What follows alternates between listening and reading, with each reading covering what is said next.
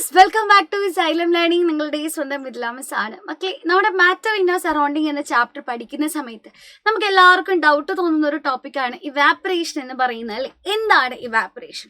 നമ്മുടെ വീട്ടിൽ നമ്മളൊരു ഡ്രസ്സ് ഉണങ്ങാൻ ഡ്രൈ ആക്കാൻ ഇട്ട് കഴിഞ്ഞാൽ അതിൽ വെള്ളം നമ്മൾ ചൂടാക്കിയിട്ടാണോ അത് ഡ്രൈ ആവുന്നത്? ഒരിക്കലും അല്ല, അല്ലെ?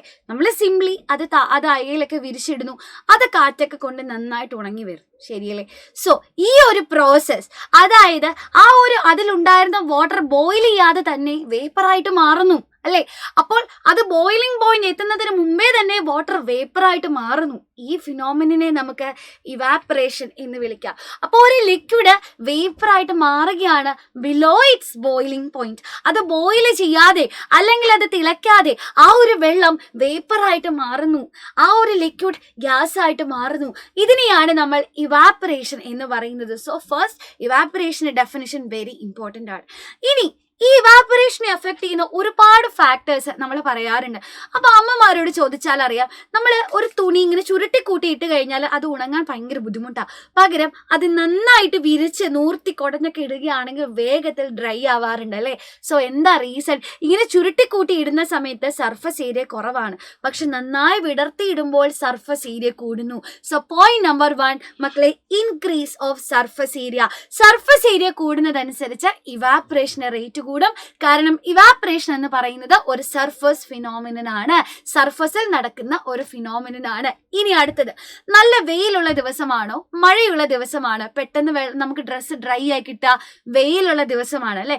കാരണം വെയിലുള്ളപ്പോൾ നമ്മുടെ സറൗണ്ടിങ്ങിൽ ചൂട് കൂടുതലാണ്. ചൂട് കൂടുതലാണെങ്കിൽ ഇവാപ്പറേഷന്റെ റേറ്റ് കൂടും. സോ സർഫസ് ഏരിയ കൂടുമ്പോൾ ഇവാപ്പറേഷന്റെ റേറ്റ് കൂടുന്നു. അതേപോലെ തന്നെ ടെമ്പറേച്ചർ കൂടുമ്പോൾ ഇവാപ്പറേഷന്റെ റേറ്റ് കൂടുന്നു. ടെമ്പറേച്ചർ കുറഞ്ഞാൽ, നമ്മുടെ ഇപ്പോൾ ഉള്ള മഴക്കാലമൊക്കെ എടുത്തു കഴിഞ്ഞാൽ ടെമ്പറേച്ചർ കുറവാണ്. ടെമ്പറേച്ചർ കുറയുമ്പോൾ ഇവാപ്പറേഷന്റെ റേറ്റ് കുറയും. സോ നമുക്ക് ഡ്രസ്സ് ഡ്രൈ ചെയ്യാനൊക്കെ വളരെ ബുദ്ധിമുട്ടായിട്ട് മാറും. അപ്പൊ ഇനി മുതൽ വീട്ടില് നിങ്ങൾ ഡ്രസ്സൊക്കെ കഴുകി വിരിക്കുന്ന സമയത്ത് നന്നായി നിവർത്തി തന്നെ വിരിക്കാനായിട്ട് ശ്രദ്ധിക്കുക. അങ്ങനെയാണെങ്കിൽ ഇവാപ്പറേഷൻ റേറ്റ് കൂടി ഡ്രസ്സൊക്കെ പെട്ടെന്ന് ഉണങ്ങി കിട്ടും. ഇനി വേറൊരു കാര്യം കൂടിയുണ്ട്, നമുക്ക് അമ്മമാരെ ഞെട്ടിക്കാം. അമ്മ, ഇതിന്റെ പിന്നിലെ സയൻസ് എന്താണെന്ന് അറിയോ എന്ന് പറഞ്ഞ് നമുക്ക് അമ്മമാരെ ഞെട്ടിക്കാനുള്ള ഒരു അവസരം കൂടിയാണ് കേട്ടോ. അതാരും മറക്കരുത്. ഇനി അടുത്ത പോയിന്റ് മക്കളെ, കാറ്റ്. നമുക്കറിയാം, നല്ല കാറ്റ്. അമ്മ പറയോ, നല്ല കാറ്റാണ്, ആ തുണി വിരിക്ക് വേഗം ഉണങ്ങുമെന്ന് പറയല്ലേ?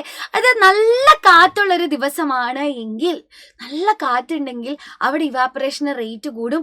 അങ്ങനെ നന്നായിട്ട് നമ്മുടെ ഡ്രസ്സ് ഉണങ്ങുന്നതായിട്ട് കാണാൻ സാധിക്കും. സോ വിൻഡ് സ്പീഡ് കൂടുന്നു. കാറ്റ് കൂടുന്നതനുസരിച്ച് ഇവാപ്പറേഷൻ റേറ്റ് കൂടുന്നതായിട്ട് കാണാൻ സാധിക്കും. ഇനി അടുത്തൊരു പോയിന്റ് ആണ്, നിങ്ങൾ എല്ലാവരും അധികം കേട്ടിട്ടില്ലാത്തൊരു പോയിന്റ് ആണ് ഹ്യൂമിഡിറ്റി എന്ന് പറയുന്നത്.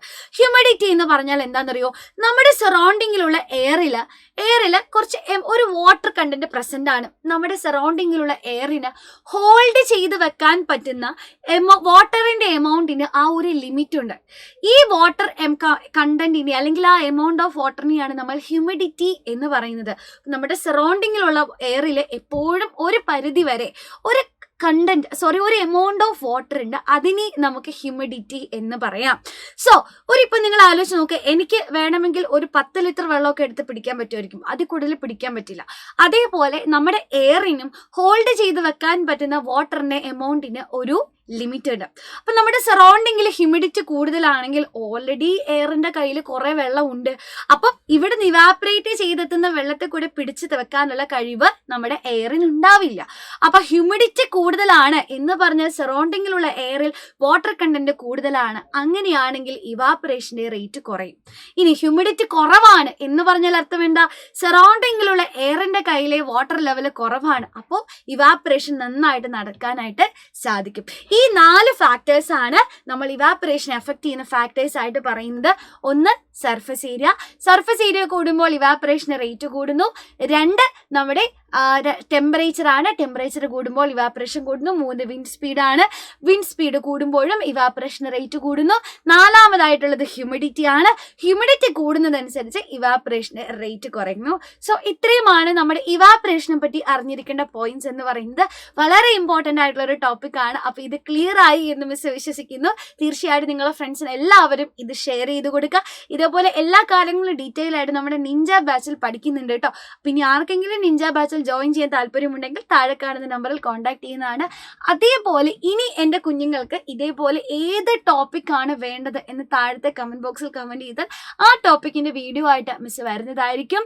സോ ദിസ് ഇസ് മീ, നിങ്ങളുടെ സ്വന്തം മിഥില മിസ് സൈനിങ് ഓഫ്. മറ്റൊരു വീഡിയോയിൽ വീണ്ടും കാണാം. ബൈ.